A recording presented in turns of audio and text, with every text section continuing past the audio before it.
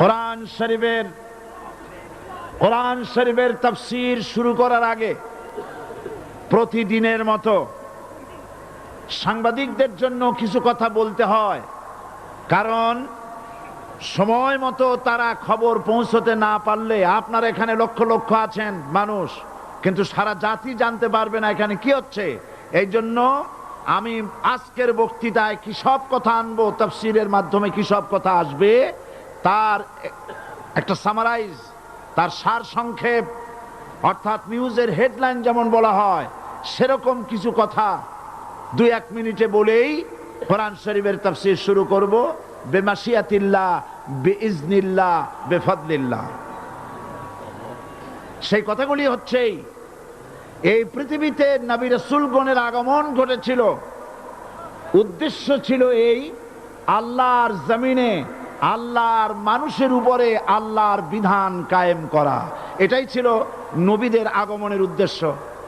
আর শয়তানের আগমনের উদ্দেশ্য ছিল আল্লাহর বিধানের পরিবর্তে ধর্ম নিরপেক্ষ মতবাদ কায়েম করা। এজন্য পৃথিবীর কোন নবী, কোন রাসূল ধর্ম নিরপেক্ষ ছিলেন না, সবাই ছিলেন ধর্মের পক্ষে। রাসূলুল্লাহর অসংখ্য সাহাবীদের মধ্যে একজন সাহাবীও ধর্মের ব্যাপারে নিরপেক্ষ ছিলেন না। গোটা বিশ্বের সমস্ত মুহাদ্দিস, মুফাসসির এবং বড় বড় ওলামা, পীর বুজুর্গ, এমন একজন লোক পাওয়া যাবে না যিনি ধর্মনিরপেক্ষ মতবাদের অনুসারী ছিলেন। তাই ধর্মনিরপেক্ষ মতবাদের অনুসারী হওয়ার অর্থই হচ্ছে পবিত্র কোরআন হাদিসের সরাসরি অমান্য করা এবং আল্লাহ ও তার রাসূলের সাথে বিদ্রোহ ঘোষণা করার শামিল। ধর্মনিরপেক্ষ মতবাদ শয়তানের আবিষ্কৃত মতবাদ বলেই দুনিয়ার অধিকাংশ ইহুদি, খ্রিস্টান, মুশরিকরা এই মতবাদের অনুসারী। ইসলাম সম্পর্কে অনভিজ্ঞ পৃথিবীর কিছু কিছু মুসলিম দেশের কিছু কিছু নামধারী মুসলমান ধর্মনিরপেক্ষ মতবাদের ষড়যন্ত্রে পা দিয়েছে। আল্লাহ তাদেরকে রক্ষা করুন। আমরা বলি আমিন, সবাই বলি আমিন। বিশ্বের সমস্ত বিধানগুলোতে সেকুলারিজম, ধর্মনিরপেক্ষ মতবাদের অর্থ করা হয়েছে ধর্মহীনতা এবং ধর্ম বিরোধিতা। এর বাস্তব দৃষ্টান্ত আমরা দেখতে পাই বর্তমান যে সরকার আছে, তাই সেই সরকারের আমলের ভিতরে আমরা এই জিনিসটা দেখতে পাই। সত্য কিনা বলেন? সত্য কিনা বলুন? এই দলটির নাম ছিল আওয়ামী মুসলিম লীগ। এই দলটির নাম ছিল কি? আওয়ামী মুসলিম লীগ। তখন তারা নারায়ে তাকবীর, আল্লাহু আকবার ধ্বনি দিত, স্লোগান দিত, কিন্তু ধর্মনিরপেক্ষ মতবাদ দলীয় আদর্শ হিসাবে গ্রহণ করার কারণে নারায়ে তাকবীর, আল্লাহু আকবার এই স্লোগান তারা বর্জন করেছে। 1972 সনে যখন তারা ক্ষমতায় এলেন, তখন সংবিধানের শিরোনামে মুসলিম প্রথা সিদ্ধ বিসমিল্লাহির রহমানির রহিম তারা পরিত্যাগ করেছিল। সমস্ত বিশ্ববিদ্যালয়ের মনোগ্রাম থেকে ইকরা বিসমি রাব্বিকাল্লাযী খালাক রব্বি জিদনি ইলমা এটাকে তারা বাদ দিয়েছিল। সলিমুল্লাহ মুসলিম হল এই নাম থেকে মুসলিম শব্দ বাদ দিয়েছিল। নজরুল ইসলাম কলেজের নাম থেকে ইসলাম শব্দ বাদ দিয়ে শুধু নজরুল কলেজ করেছিল। এগুলি অসত্য না সত্য? বর্তমান এই সরকার ধর্মনিরপেক্ষ হওয়ার কারণে ইসলাম এবং মুসলিম বিদ্বেষী, তার অসংখ্য প্রমাণ এই জাতির কাছে রয়েছে। দেশের শ্রেষ্ঠ সন্তান হচ্ছে আলেম ওলামা, পীর বুজুর্গ। বলেন সুবহানাল্লাহ। দেশের শ্রেষ্ঠ সন্তান পীর মাশায়েখ আলেম ওলামাদের বিরুদ্ধে কোন জায়গায় কোনো দুর্ঘটনা ঘটলেই তাদেরকেই দায়ী করা হয়। হরকুতুল জিহাদ, লাদেন বাহিনী, তালেবান নাম করে আলেমদেরকে গ্রেফতার করে এই সরকার পুলিশ দিয়ে নির্যাতন করেছে সরকার।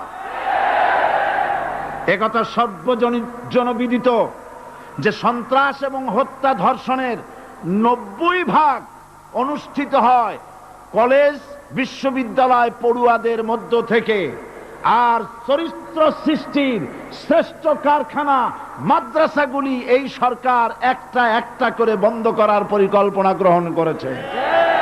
মাদ্রাসা শিক্ষাকে সংকুচিত করে ফেলছে।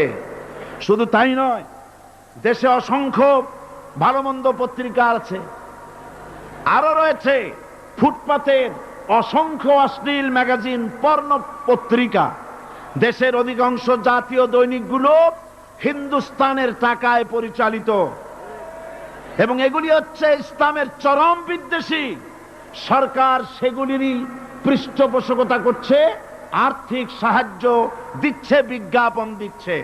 আর অন্যদিকে এদেশের মুসলিম জাতিসত্তার প্রতীক, স্বাধীনতা, সার্বভৌমত্ব, অখণ্ডত্বের অতন্দ্র প্রহরী, জননন্দিত 12 কোটি মুসলমানের কলিজার সাথে সম্পর্ক দৈনিক ইনকিলাব পত্রিকাকে বন্ধ করার ষড়যন্ত্র হিন্দুস্তানের গোলাম সরকার হাতে নিয়েছে।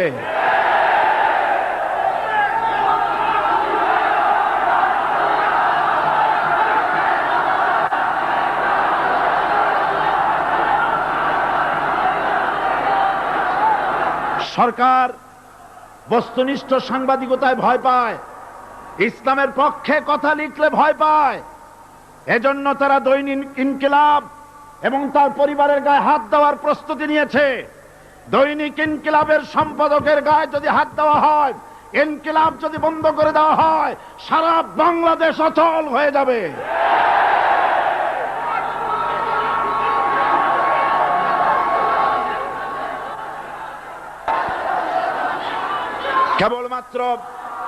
কেবলমাত্র ইসলামী রাষ্ট্র ব্যবস্থাই পারে হত্যা, ধর্ষণ, চুরি, ডাকাতি, জেনা, ব্যভিচার থেকে রক্ষা করে একটি সন্ত্রাসমুক্ত সমৃদ্ধ একটি বাংলাদেশ উপহার দিতে পারে কেবলমাত্র ইসলামী রাষ্ট্র ব্যবস্থা। সুতরাং অবস্থা দৃষ্টে মনে হয় এরা যদি আরেক আল্লাহ না করুন, বলেন আল্লাহ না করেন, আল্লাহ না করেন, আল্লাহ না করেন, এরা যদি আরেকটা বার ক্ষমতায় যেতে পারে, ৭২-এর সংবিধানকে পুনরুজ্জীবিত করে ধর্মনিরপেক্ষ মতবাদ কায়েম করবে, সেজন্য আজ গোটা তাওহীদবাদী মুসলমানদেরকে জানতে হবে ধর্মনিরপেক্ষ মতবাদ একটি কুফরি মতবাদ। ওলামারা আমাকে সাক্ষী দেন, ধর্মনিরপেক্ষ মতবাদ কুফরি মতবাদ কিনা। এই কুফরি মতবাদকে বাংলাদেশের মাটিতে যাতে কার্যকরী করতে না পারে, তার জন্য গোটা তাওহীদি জনতা রুখে দাঁড়ান। আল্লাহ পাক সে তৌফিক গোটা জাতিকে দান করুন বলে আমিন। এবার আসুন কোরআনে কারীমের যে কথাগুলি আমরা আলোচনা করতে চাই, আপনাদের সামনে সূরা বাকারার 255 নম্বর আয়াত আমি তেলাওয়াত করে গত 2 দিন আলোচনা করেছি। আজকে আসেন সেই যেখান থেকে শেষ করেছিলাম সেখান থেকে আলোচনা শুরু করে যাক। সবাই আমার সাথে পড়েন, আউযু বিল্লাহি শাইতানির রাজিম, বিসমিল্লাহির রাহমানির রাহিম। আল্লাহু লা ইলাহা ইল্লা হুয়াল হাইয়ুল কাইয়্যুম, লা তাখুযুহু সিনাতুন ওয়ালা নাওম, লাহু মা ফিস সামাওয়াতি ওয়া মা ফিল আরদ, মান যাল্লাযী ইয়াশফা'ু ইনদাহু ইল্লা বিইذনিহি, ইয়ালামু মা বাইনা আইদিহিম ওয়া মা খালফাহুম, ওয়া লা ইউহীতুনা বিশাইইন মিন ইলমিহি ইল্লা বিমা শাআ, ওয়াসি'a কুরসিয়্যুহুস সামাওয়াতি ওয়াল আরদ, ওয়া লা ইয়াউদুহু হিফযুহুমা ওয়া হুয়াল আলিয়্যুল আযীম। সাদাকাল্লাহুল আযীম। আমি এই সূরার এই আয়াতে আলোচনা করতে গিয়ে আপনাদের সামনে বলেছিলাম কোরআন শরীফের সর্বশ্রেষ্ঠ আয়াত হচ্ছে হাদিস অনুযায়ী কোন আয়াত? আয়াতুল কুরসি। আল্লাহ পাকের সার্বভৌমত্বের পরিচয় এই আয়াতে কারিমার মধ্যে আল্লাহ পাক দিয়েছেন। গত 2 দিন আমরা আল্লাহ পাকের সার্বভৌমত্ব এবং তার পরিচয় সম্পর্কে আলোচনা করেছি। আজকে সামনের দিকে আমরা এগোতে থাকবো যতদূর আলোচনা করা যায়। আল্লাহ পাক বলছেন আল্লাহু লা ইলাহা ইল্লা হুয়াল হাইয়ুল কাইয়্যুম। আল্লাহ হচ্ছেন তিনি যিনি ছাড়া কোনো ইলাহ নাই। লা ইলাহা ইল্লাহু, তিনি ছাড়া কোনো ইলাহ নাই, সার্বভৌমত্বের মালিক কেউ নাই। এই যে লা ইলাহা, কোনো ইলাহ নাই, আমরা কালেমার মধ্যে এই কথাটা বলি। আমাদের কালেমায়ে তাইয়্যিবা আমরা কি উচ্চারণ করি? লা ইলাহা ইল্লাল্লাহু মুহাম্মাদুর রাসূলুল্লাহ। জোরে পড়েন লা ইলাহা ইল্লাল্লাহ, লা ইলাহা ইল্লাল্লাহু মুহাম্মাদুর রাসূলুল্লাহ। লা ইলাহা, কোন ইলাহ নাই। এই দাওয়াত দিয়েছেন দুনিয়ার সমস্ত পয়গম্বর। এটা কি শুধু রাসূলুল্লাহর দাওয়াত ছিল? সমস্ত নবীদের স্লোগান ছিল একটা। সমস্ত নবীদের স্লোগান ছিল কয়টা? সবাই বলুন, কি সেই স্লোগান? লা ইলাহা ইল্লাল্লাহ। কোরআন শরীফের ভিতরে ইলাহ শব্দ 147 বার এসেছে। লা ইলাহার অর্থ যদি এই হয় কোনো উপাস্য নাই আল্লাহ ছাড়া, কোনো মাবুদ নাই আল্লাহ ছাড়া, মুহাম্মদ সাল্লাল্লাহু আলাইহি ওয়াসাল্লাম আল্লাহর প্রেরিত রাসূল, তাহলে তো এত ঝঞ্ঝাট হওয়ার কথা ছিল না। আপনারা বলেন, নবীরা যখনই এই দাওয়াত দিয়েছেন লা ইলাহা ইল্লাল্লাহ, তখন সংঘর্ষ হয়েছে কিনা? হয়েছে কিনা? বাধা আসছে কিনা? তাহলে এই কথাটা কি যার কারণে এরকমের বাধা আসে? লা ইলাহা ইল্লাল্লাহ, এর চাইতে বিপ্লবাত্মক, এর চাইতে রিভলিউশন সৃষ্টিকারী কথা আল্লাহর আকাশের নিচে জমিনের উপরে আর একটাও হতে পারে না। লা ইলাহা ইল্লাল্লাহ। ইলাহ শব্দের অর্থ শুধু উপাস্য আর মাবুদ নয়। ইলাহ শব্দের অর্থ হচ্ছে আইনদাতা, ইলাহ শব্দের অর্থ হচ্ছে শাসনকর্তা, ইলাহ শব্দের অর্থ হচ্ছে বিধানদাতা। তো লা ইলাহা যখন একটি লোক ঘোষণা করে, তার অর্থ দাঁড়ায় কোনো আইনদাতা নাই, বিধানদাতা নাই, শাসনকর্তা নাই, কারো আইন মানি না, বিধান মানি না, শাসন মানি না, আল্লাহ ছাড়া। কে ছাড়া? আল্লাহ ছাড়া। এই কালেমার দাওয়াত যখন পয়গম্বরেরা দিয়েছেন, তখন 3 শ্রেণীর লোকেরা বাধা দিয়েছে। বলেন কয় শ্রেণী? সবাই বলেন। 3 শ্রেণীর লোকেরা বাধা দিয়েছে। লক্ষ্য করুন। 1 নম্বরে বাধা দিয়েছে রাষ্ট্র শক্তি। 1 নম্বরে বাধা দিল কারা? 2 নম্বরে বাধা দিয়েছে ধনাঢ্য ব্যক্তিবর্গ। 3 নম্বরে বাধা দিয়েছে যারা কায়েমি স্বার্থবাদী ধর্মীয় শক্তি। এই 3টি শ্রেণী সমস্ত নবীদেরকে বাধা দিয়েছে। সেই বাধা অতীতে যারা দিত এখন আর দেয় না, নাকি? এখনো দেয়। দেখুন, এই কালেমার দাওয়াত হযরতে মূসা আলাইহিস সালামকে যেদিন আল্লাহ পাক প্রথম ওহী দিলেন, এই দাওয়াত শুধু রাসূল দেন নাই, আল্লাহ পাক বলছেন প্রত্যেক নবী তার জাতিকে এই দাওয়াত দিয়েছেন। কি? আল্লাহ রাব্বুল আলামিন বলেন, সকল নবী তার কওমকেই বলে দাওয়াত দিয়েছেন, ইয়া কওমি ইবুদুল্লাহা মা লাকুম মিন ইলাহিন গায়রু। হে সম্প্রদায়, আল্লাহ ছাড়া কোনো ইলাহ নাই, তার ইবাদত করো, তারই দাসত্ব করো, তার গোলামি করো। আল্লাহ পাক মূসা আলাইহিস সালামকে যখন নবুয়াত দিলেন, প্রথম যে ওহী এলো, প্রথম ওহীটাই ছিল ইন্নানি আনাল্লাহ লা ইলাহা ইল্লা আনা ফা'বুদনি ওয়া আকিমিস সালাতা লিযিকরি। নিশ্চয়ই আমি আল্লাহ, আমি ছাড়া কোনো ইলাহ নাই, আইনদাতা নাই, বিধানদাতা নাই, সুতরাং আমার দাসত্ব করো এবং আমার শরণার্থে নামাজকে প্রতিষ্ঠা করো। মুসা আলাইহিস সালামকে আল্লাহ পাক ওহী দিয়ে তাকে পাঠালেন। কোথায় পাঠালেন? আল্লাহ পাক বলেন, ইযহাব ইলা ফিরআউনা ইন্নাহু তাগাব। গোটা কওম নাফরমান, আল্লাহর আইন কেউ মানছে না। গোটা কওমের কাছে না পাঠাইয়া আল্লাহ পাক সর্বপ্রথম মুসা আলাইহিস সালামকে দাওয়াত নিয়ে কার কাছে পাঠালেন? ফেরাউনের কাছে। কারণ ফেরাউন হচ্ছে রাষ্ট্রশাসক। ফেরাউন কি? রাষ্ট্রশাসক। টিলা, নিচের পানি পাহাড়ের উপরে যায় না, উপরের পানি না নিচের থেকে উপরে যায়, উপরে পানি নিচে আসে। সুতরাং দেশ যারা চালায় এই লোকগুলি যদি ভালো হয়, গোটা দেশ ভালো হয়। আর সমস্ত মানুষটা যদি, রাষ্ট্র যিনি পরিচালনা করেন এই লোকগুলি যদি খারাপ হয়, গোটা দেশ খারাপ হতে বাধ্য।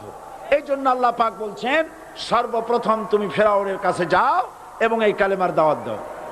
হযরত মুসা আলাইহিস সালাম ফেরাউনের কাছে গেলেন আর দাওয়াত দিলেন, ফেরাউন পড়ে নাও, লা ইলাহা ইল্লাল্লাহ। একটি কথা আপনাদের মনে রাখতে হবে, দুনিয়ার কোন ফেরাউন, কোন নমরুদ, কোন সাদ্দাত, কোন হামান কেউ বলে নাই যে আমি আল্লাহ, আমি রাজ্জাক, আমি খালেক, আমি পৃথিবী সৃষ্টি করেছি। কথা কেউ বলেছে? কেউ বলে নাই। কি বলেছে তারা? ফেরাউন বলেছে, মা আলিমতু লাকুম মিন ইলাহিন গায়রি, আমি তো জানি না আমি ছাড়া আরো কোনো ইলাহ আছে, এ কথা আমার জানা নাই, সুতরাং আমি হচ্ছি ইলাহ, আর তুমি বলছো লা ইলাহা। তার মানে হচ্ছে ওই সময় পয়গম্বরেরা, আল্লাহর নবীর সাহাবীরা তারা জানতেন যে আমরা কিসের দাওয়াত দেই, আর যারা শুনতো তারাও বুঝতো কিসের দাওয়াত শুনতেছি। আজ আমার দেশে একই কালেমার দাওয়াত দেওয়া হয়, কিন্তু মানুষেরা বুঝতে পারে না কি শুনতেছি। ভাষা জানার ব্যাপারে, বোঝার ব্যাপারে হলো আসল বিষয়।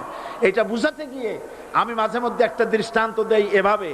একজনের একটা রেশনের দোকান ছিল, সেই দোকানে তার একটা ময়না পাখি ছিল। আর ময়না পাখিকে কথা শেখানো যায় সেটা তো আপনারা জানেন। জি, ময়নাকে শিখায়েছে যে লাইন করুন, এক এক করে আসুন। ময়না এই কথা শিখেছে। সকালবেলায় যখন রেশনের দোকানে ভিড় পড়ে গেছে, তখন ওই পাখি খাঁচার মধ্যে বসে বলছে লাইন করুন, এক এক করে আসুন। একদিন খাঁচার দরজা খোলা পেয়ে পাখি উড়ে গিয়ে গাছের ডালে বসেছে। আশেপাশে যত পাখি ছিল তারা চিন্তা করলো এই রকমের পাখি তো কখনো দেখি নেই। ময়না তো দেখতে কাকের মতো না, শালিকের মতো না, দেখতে একটা ভিন্ন রকম। ওরা এসে চতুর্দিক থেকে এই নবান্ত, এই যে নতুন এসেছে, ওরে ঠোকরানো শুরু করেছে চতুর্দিক থেকে। ঠোকরানি খেয়ে ময়না বলতেছে লাইন করুন, এক এক করে আসুন। এখন ময়না তো বোঝে না যে কি বলতেছি, আর যে পাখিরা ঠোকরাচ্ছে তারাও তো বোঝে না যে কি শুনতেছি। ময়না যদি বুঝতো যে আমি কি বলি, সবাই মিলে ঠোকরায়, তাই জান বাঁচে না। লাইন করে ঠোকরাইনি তো কলজে যাবে, সব ঠোঁটে ঠোঁটে চলে আসে, বোঝে নাই। আমাদের অবস্থা তাই হয়েছে। এই যে আপনারা এখানে দাঁড়াইছেন কেন? যারা যেখানে দাঁড়ায় বসা মানুষেরা অনুরোধ করে বসায় দেন। এত বড় বিশাল মাহফিলে আপনি দাঁড়ায়া কোন মানুষকে কষ্ট দিবেন না, জায়েজ নাই। মুসলমানদেরকে কষ্ট দেওয়া কবিরা গুনাহ। বুঝতে পেরেছেন? যে যেখানে দাঁড়িয়েছে আপনারা বসা মানুষেরা তাদেরকে বসায় দেন। এত বড় বিশাল মাহফিলে আপনি দাঁড়ায়া কোন মানুষকে কষ্ট দিবেন না, জায়েজ নাই। মুসলমানদেরকে কষ্ট দেওয়া কবিরা গুনাহ। বুঝতে পেরেছেন? যে যেখানে দাঁড়িয়েছে আপনারা বসা মানুষেরা তাদেরকে বসায় দেন।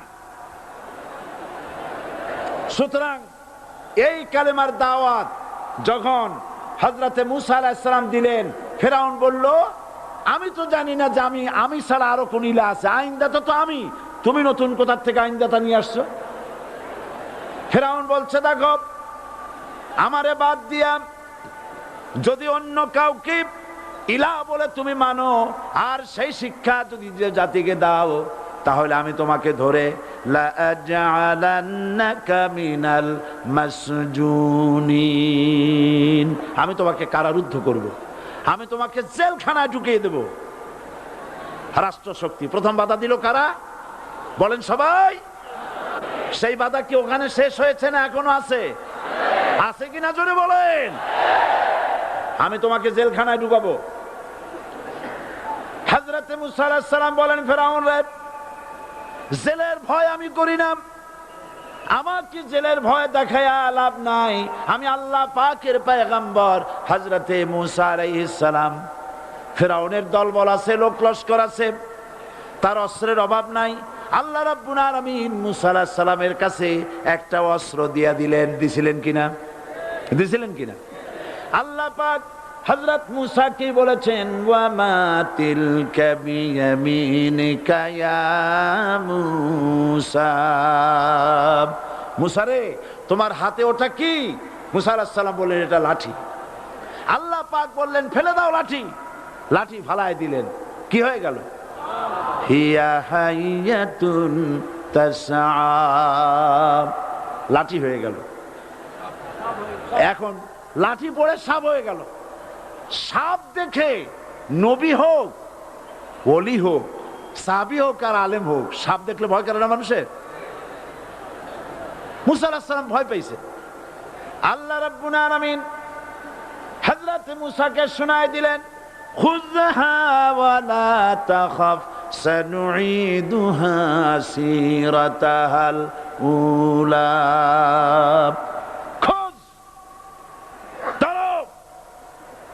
লা তাখাফ, ভয় পেও না।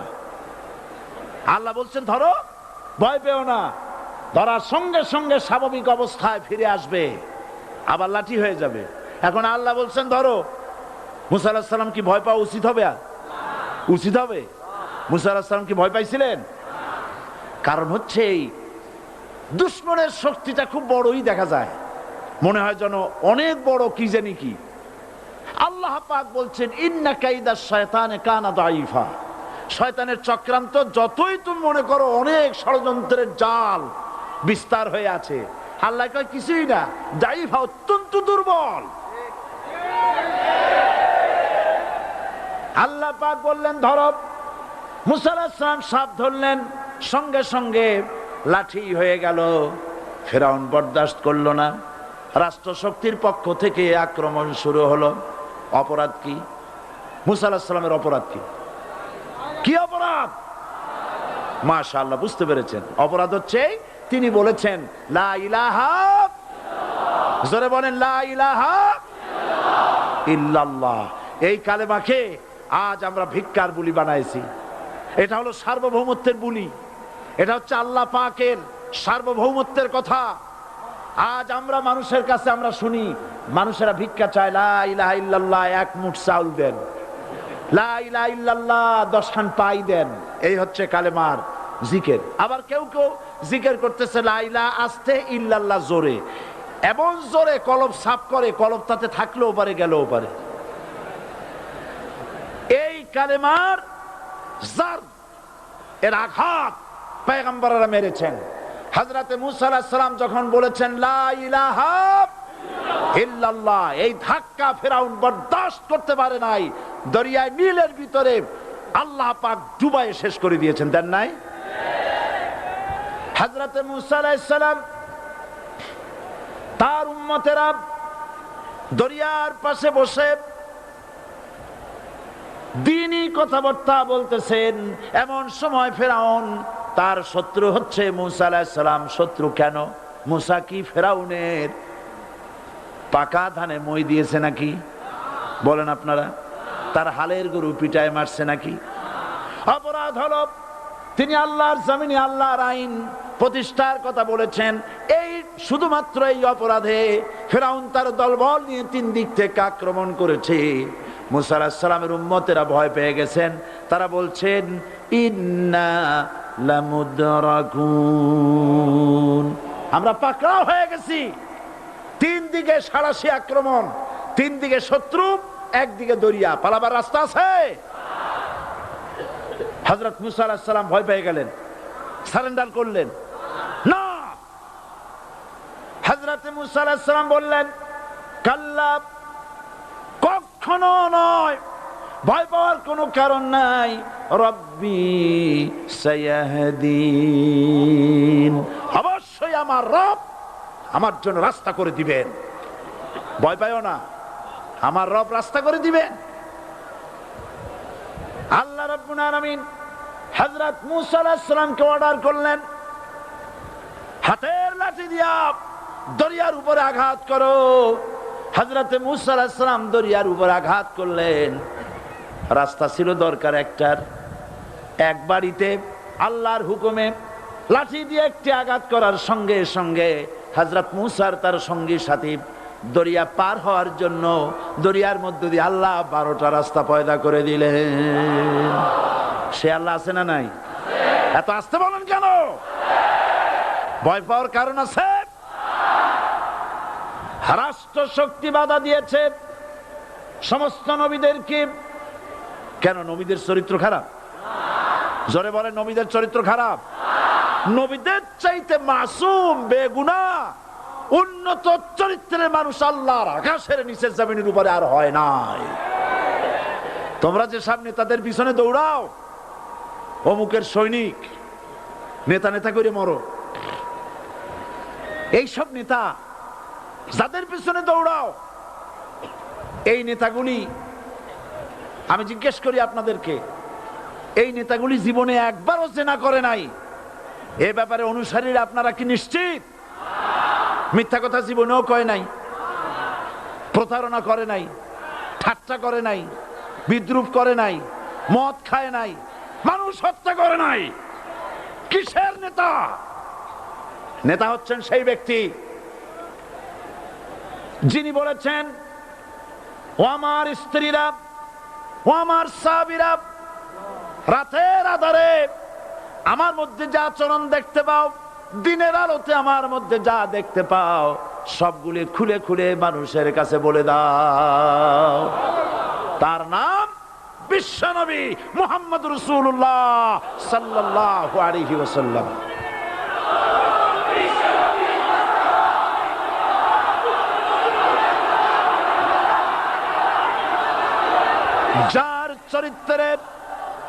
যার চরিত্রের সার্টিফিকেট আল্লাহ রাব্বুল আলামিন নিজে দিচ্ছেন, ওয়া ইন্নাকা লাআলা খুলুকিন আযীম। নবী হে, উন্নত চরিত্রের উপরে আপনি প্রতিষ্ঠিত। সুবহানাল্লাহ। কে সার্টিফিকেট দিচ্ছেন? আযীম, আযীম। আরবিতে চওড়াকে বলা হয় আরিদ, গভীরতাকে বলা হয় আমিক। কত প্রশস্ত, যা মাপার কোনো ফিতা নাই, কত গভীর, যা মাপার কোনো যন্ত্র নাই, এইটাকে আরবিতে বলা হয় আজিম। সুবহানাল্লাহ বলতে ইচ্ছে করে না? ও নবী, তোমার চরিত্র এমন যা মাপার মতো যন্ত্র পৃথিবীতে নাই। এই সার্টিফিকেট দিলেন কে? সমস্ত নবীরাই চরিত্রবান, নবীরা মাসুম বেগুনাহ। সুবহানাল্লাহ বিহামদিহি। সেই নবীরা মার খান নাই? খেয়েছেন কিনা বলেন? কারা মেরেছে? রাষ্ট্র শক্তি। কারা মেরেছে? কারণ নবীরা বলেছেন লা ইলাহা ইল্লাল্লাহ। পড়েন সবাই, লা ইলাহা ইল্লাল্লাহ। আপনিও যদি নবীদের মতো, সাহাবীদের মতো বুঝা এই কলেমার দাওয়াত দেন, বাধা আসবেই। বোঝাবুঝির ব্যাপার, বুঝতেই সারলো। কত মাহফিল হয় বাংলাদেশে, হয় না? কোনো বাধা নাই, ঠিক কিনা? কত পূজা হয়, পার্বণ হয়, গান হয়, থিয়েটার হয়, গুনাহগার বিবির গান হয়, কত কিছু হয়। কোনো বাধা আছে? তাফসীরের মাহফিলে বাধা।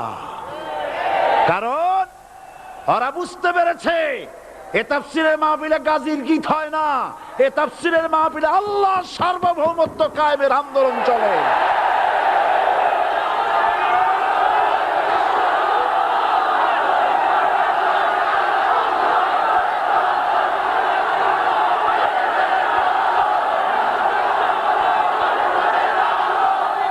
এবার দেখুন, এবার কলেমা বোঝেন, কালেমা বুঝুন।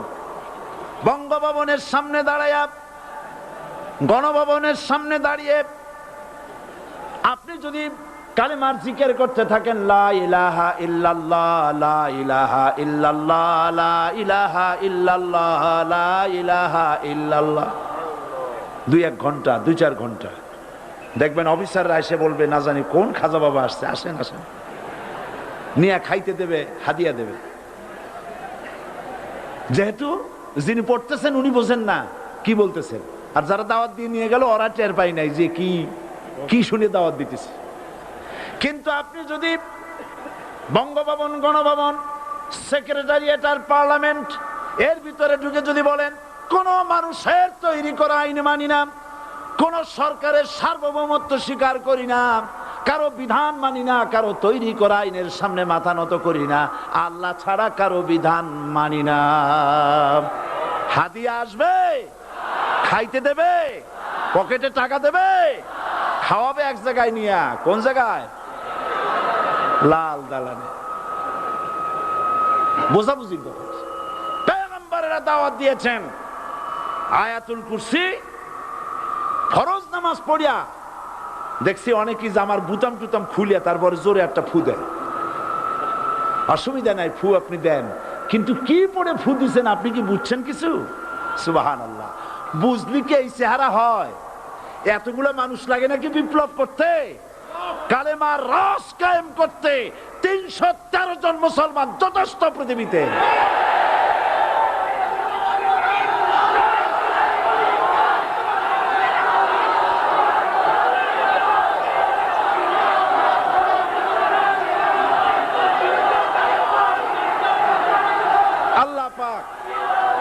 কোরআনে কারীমের মধ্যে আল্লাহ পাক বলেছেন, এমন একজন নবী পাঠাই নাই, ইয়া হাসরাতান আলাল ইবাদ, বান্দার উপরে আফসোস। আহারে, কে বলতেছেন? আমার আল্লাহ। বলেন আমার আল্লাহ,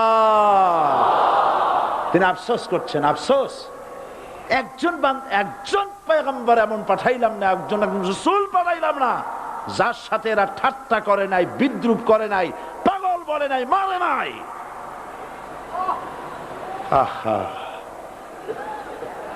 অপরাধ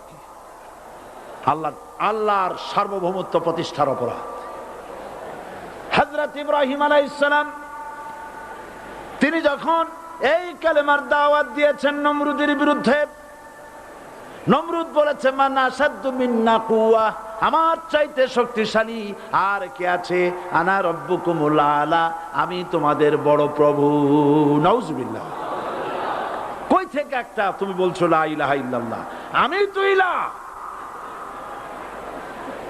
হযরত ইব্রাহিম আলাইহিস সালাম কি কালেমার দাওয়াত পেশ করার অপরাধে অগ্নিকুণ্ডের ভিতরে ফালাবার ব্যবস্থা হয়ে গেছে।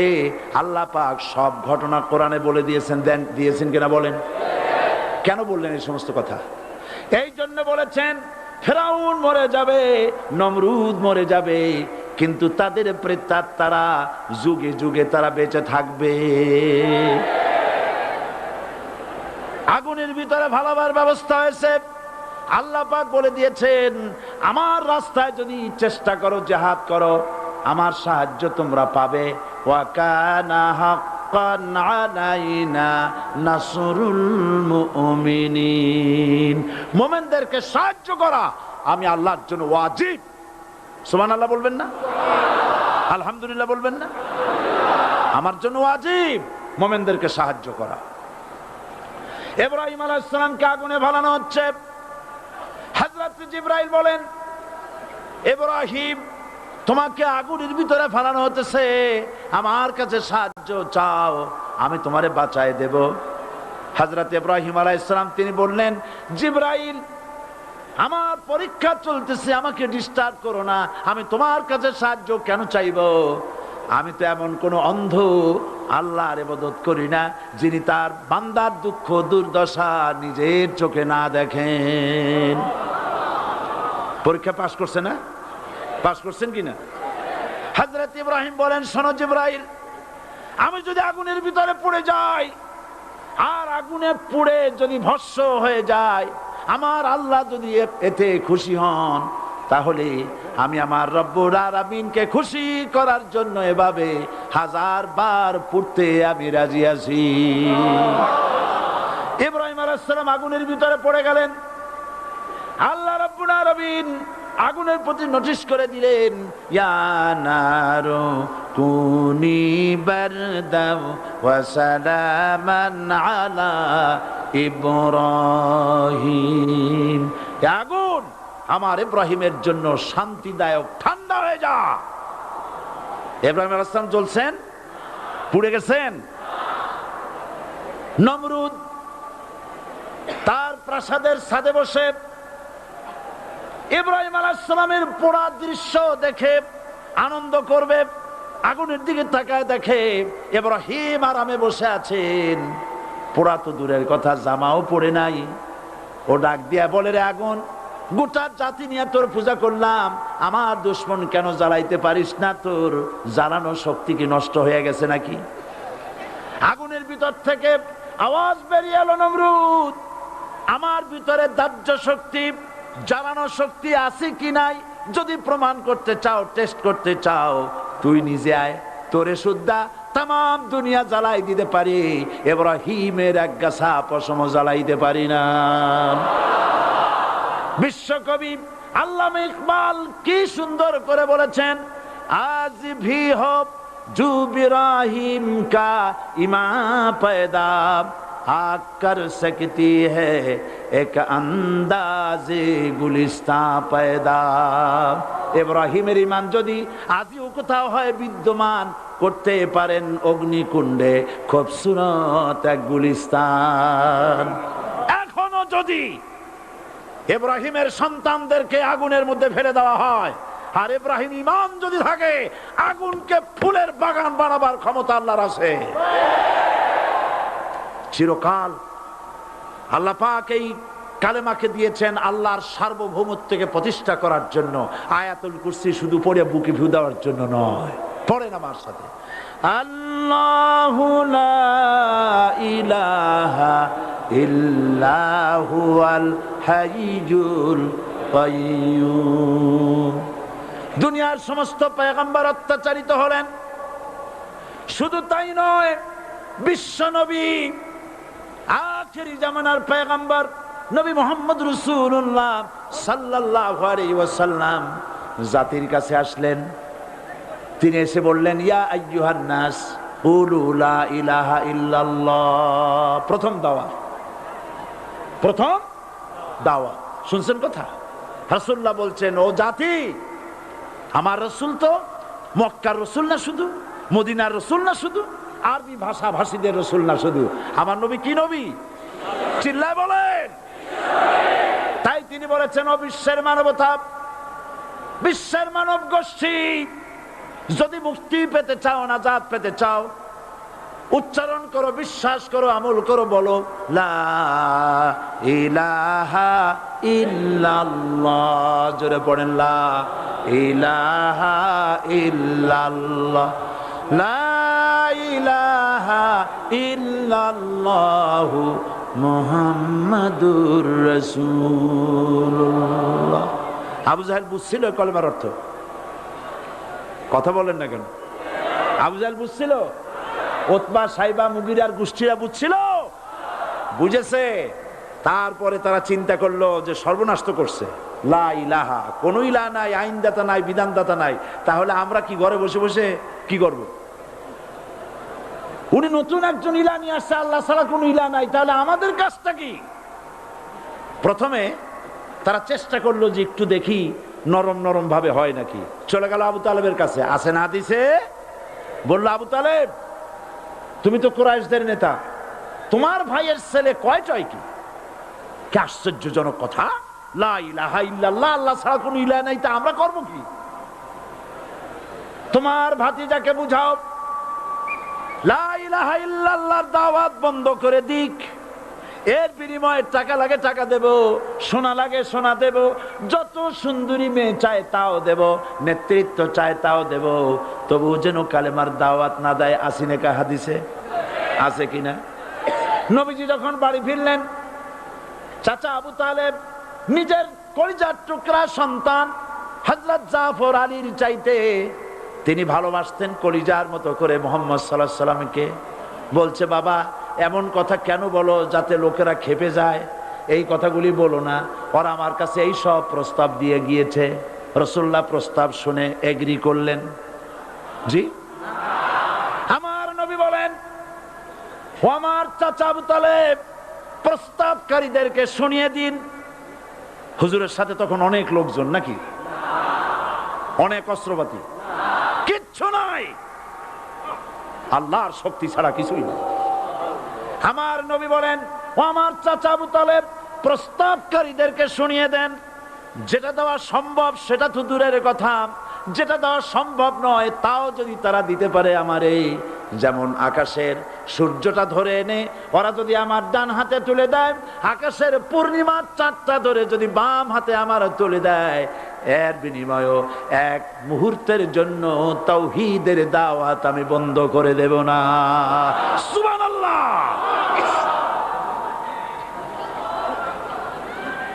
রাসূল করিম সাল্লাল্লাহু আলাইহি ওয়াসাল্লাম তাদের এই প্রস্তাবকে যখন গ্রহণ করলো না, কাফেরেরা বুঝলো। আমি আগেই বলেছি 3 শ্রেণীর লোক বাধা দিয়েছে। কয় শ্রেণী? প্রথম শ্রেণী কি? রাষ্ট্র শক্তি, তাদের হাতে অস্ত্রপাতি তো খুব শক্তি। আর যারা একবার ক্ষমতায় যায়, ওরা মনে করে এই ক্ষমতা থেকে আমাদেরকে কেউ নামাইতে পারবে না। বিংশ শতকের শ্রেষ্ঠ মুজাদ্দিদ আল্লামা সৈয়দ আবুদুল্লাহ মওদুদী রাহমাতুল্লাহ আলাইহি তিনি এক জায়গায় লিখেছেন, স্বৈরাচারীরা তার পতনের সমস্ত ছিদ্র বন্ধ করে, কিন্তু একটা ছিদ্র বন্ধ করতে পারে না। মনের ভুলে সে ছিদ্রটা থেকেই যায়, যেই ছিদ্র দিয়ে আসলে তার পতনটা হবে। ক্ষমতায় গিয়ে মনে করে চিরকাল ক্ষমতায় থাকবো। ভারতের প্রধানমন্ত্রী পণ্ডিত জওয়াহরলাল নেহেরু রাঁচি পাগলাগারদে গিয়েছেন, মেন্টাল হসপিটাল। পাগলেরা নেহেরুকে দেখে আশ্চর্য হয়ে গেছে, এত সুন্দর মানুষ, মাথায় কিস্তি টুপি, গায়ে শেরওয়ানি, মুসলমানি ড্রেসই আলাদা। যদিও তিনি হিন্দু ছিলেন, পরেছেন মুসলমানি ড্রেস। শেরওয়ানি কাদের পোশাক? কাদের পোশাক? হাতে ছড়ি নিয়ে হাঁটা, স্টাইল করে, সুন্দর পাজামা, সুন্দর টুপি, সুন্দর সাজসজ্জা করে, মুসলমানদের ড্রেস। এই ড্রেস পরে তিনি গিয়েছেন, সবসময় যে ড্রেস তিনি পরতেন। পাগলেরা জিজ্ঞেস করছে, তুমি কে গো? উনি বলছেন, আমারে চেনো নাই? আমি ভারতের প্রধানমন্ত্রী পণ্ডিত জওয়াহরলাল নেহেরু। পাগলেরা বলছে, ও সেই কথা। আমরাও যখন এই হসপিটালে আসছিলাম, এই তোমার মতো লম্বা লম্বা কথা আমরাও বলছি। থাকো আমাদের সাথে কিছুদিন, তোমার মাথাও ঠান্ডা হয়ে যাবে। ক্ষমতায় যারা থাকে, ক্ষমতার মোহে চতুর্দিকে অন্ধকার দেখে, মনে করে আমার পতন আর হবে না। কিন্তু তোমাকে বুঝিবে যে গোকুলে বাড়ি শেষে। গাড়ির চাকা সব সময় উপরে থাকে না। গাড়ির চাকা সব সময় উপরে থাকলে গাড়ি তো চলবেই না। গাড়ির চাকা ঘোরে বলেই তো গাড়ি চলে। সুতরাং এই উপরে তোমার চাকা উপরে এখন আছে বলে, তোমার দলের চাকা উপরে আছে বলে যারা মানুষের উপরে জুলুম করছো, আলেমদেরকে ধরতেছো, মুসল্লিদেরকে ধরে ধরে জেলে ঢুকাচ্ছ, সময় আসবে এমন ইন্দুরের গর্ত অপমানা পালাবার জন্য।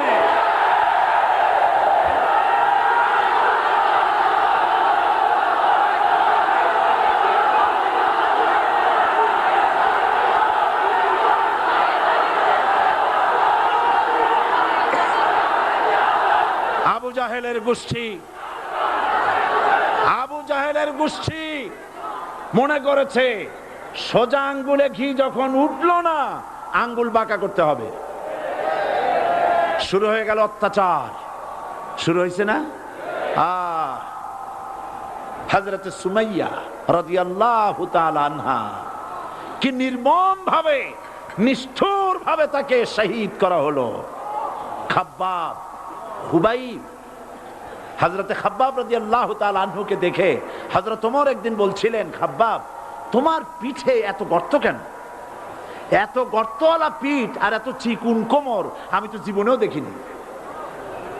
হযরত খাব্বাব বলেছেন, ওমর জানো না, ইসলাম কবুল করার অপরাধে, কালেমা পড়ার অপরাধে কাফির বেঈমানেরা আমাকে মারধর করেছে।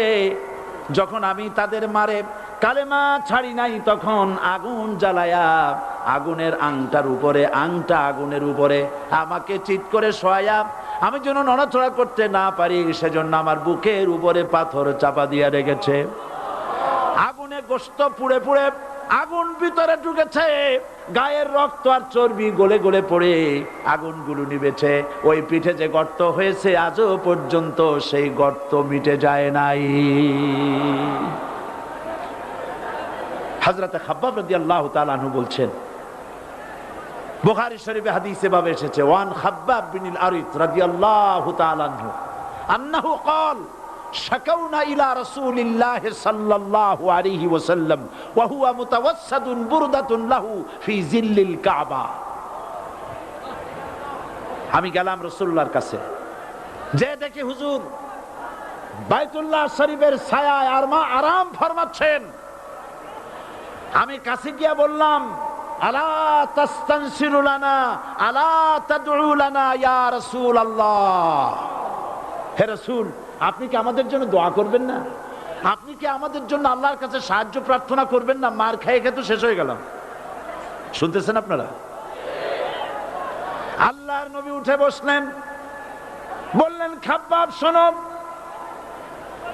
তোমাদের আগে যারা এই পৃথিবীতে এসেছিলেন দ্বীনের দাওয়াত দেওয়ার জন্য, সমকালীন রাষ্ট্র শক্তি তাদেরকে ধরতো, ফায়ুখাজুর রাজুলু ফায়ুহফারু লাহু ফিল আরদ, তার জন্য তারে ধরে নিয়া মাটির মধ্যে গর্ত করত, ফায়ুজআলু ফিহা, এরপরে সেই গর্তের ভিতরে তাকে কোমর পর্যন্ত গেড়ে দিত। সুম্মা ইউতা বিল মানশার, এরপরে করাত আনা হতো, ফায়ুদাউ আলা রাসিহি, এরপরে করাতটা মাথার উপরে রাখা হতো, ফায়ুজআলু নিসফাইন, এরপরে করাত দিয়া চিরে চিরে জীবিত মানুষটাকে দ্বিখণ্ডিত করে ফেলে দিত। মা ইয়াসুদ্দুহু যালিকা আন দীনি, এত কষ্ট দেওয়ার পরেও, এত জুলুম করার পরেও দ্বীনের দায়ীদেরকে এক চুল পরিমাণ আল্লাহর রাস্তা থেকে তারা সরাই দিতে পারে নাই। ওয়াল্লাহি, ও খাব্বাব, আমি আমার আল্লাহর নামে কসম করি। ও মুসলমান, কে কসম করতেছে?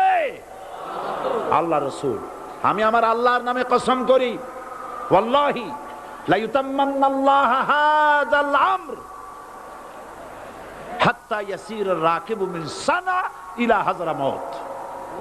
সেদিন বেশি দূরে নয়, ইয়েমেনের রাজধানী সানা থেকে শুরু করে সৌদি আরবের হাযরামাউত পর্যন্ত হাজার হাজার মাইল, এই দীর্ঘ পথে যুবতী নারী তার সৌন্দর্যের পশ্চা নিয়া, আর ধনাঢ্য ব্যক্তিরা সওদাগরেরা তাদের টাকা পয়সা নিয়া একাকে নিয়ে অথবা দলবদ্ধ ভাবে মানুষেরা যাতায়াত করবে। লা ইয়াখাফু ইল্লাল্লাহ, মানুষের মনের মধ্যে কোনো ভয় থাকবে না। এমন একটা সময় আসবে, ওয়ালাকিন্নাকুম তাস্তাজিলুন, অথচ তোমরা বড্ড তাড়াহুড়ো করছো। তাড়াহুড়ো করো না, অপেক্ষা করো, ধৈর্য ধরো, মার খাও, জেলে যাও, শহীদ হও, আল্লাহর রাজ কায়েম হবেই হবে।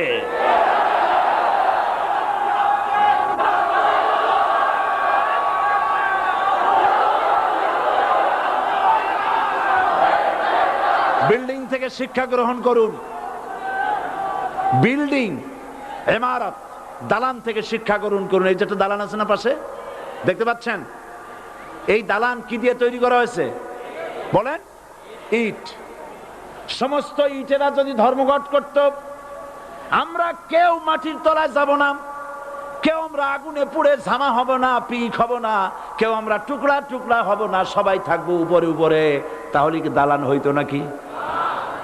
এই বিল্ডিং নির্মাণ করতে গিয়া ইটের যে স্যাক্রিফাইস, হাজার হাজার ইটকে পিক হতে হয়েছে, পুড়ে যেতে হয়েছে, খোয়া হতে হয়েছে, ভেঙে টুকরা টুকরা হয়ে 50 ফিট মাটির নিচে যেতে হয়েছে। তারপরে ইমারত গঠন হয়েছে, সুন্দর দালান তৈরি হয়েছে। যারা ইসলামী শাসন চান, আল্লাহর দ্বীনকে বিজয়ী দেখতে চান, তাদেরকে অসংখ্য মানুষকে পোড়াইটের মতো জেলখানায় পুড়ে পুড়ে মরতে হবে, অসংখ্য মানুষকে ফাঁসির কাস্টে ঝুলতে হবে, গায়ের রক্ত দিতে হবে, শহীদ হতে হবে, তারপরে ইসলামের ইমারতটা কায়েম হয়ে যাবে। শায়ের কবি কি সুন্দর করে বলছেন, কবি সুন্দর করে বলছেন, ইয়ে শাহ